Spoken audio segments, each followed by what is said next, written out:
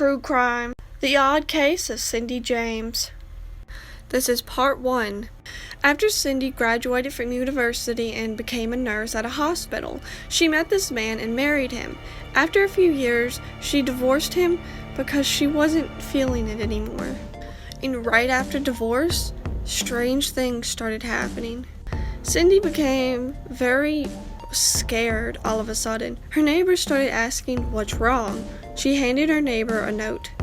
The note read, "I see you," with graphic images all over the note, of a man strangling a woman, another of a man holding a knife, and another of a dead woman in a ditch. She will get phone calls in the middle of the night or the middle of the day, constantly threatening her, and the calls will only be a few seconds long. Until one day, her best friend Agnes came over to Cindy's house and saw Cindy crouched down in her garden. Look for True Crime: The Odd Case of Cindy James, Part 2. So Cindy's friend found Cindy in her garden crouched down. So Agnes says, "Hey, what's wrong?" Cindy replies, "I'm hiding. There was a man here."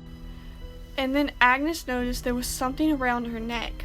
The man who tried to attack her tried to strangle her with something. So Cindy and Agnes went up to the police office and said, "Hey, someone just tried to kill her. Can you do something?" The police were like, "Okay, we'll check it out."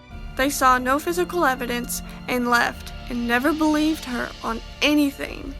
Cindy was devastated, so she hired a private detective. Maybe he could help. Installing security like lights and all that, and giving her a walkie-talkie if anything bad has happened. One day, a call came over at the walkie-talkie to the private detective. Look for part 3. True Crime: The Odd Case of Cindy James, Part 3.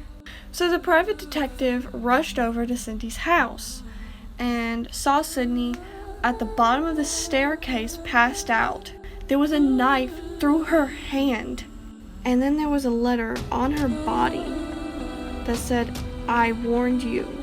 She survived because she was rushed to the hospital. I don't know how that happened because there were police guarding her house. So Cindy thought, something might be wrong with me.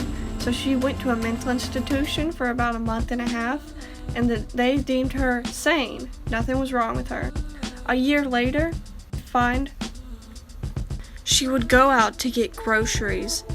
Then something horrifying would happen. They found Cindy's dead, mangled body in a ditch nearby.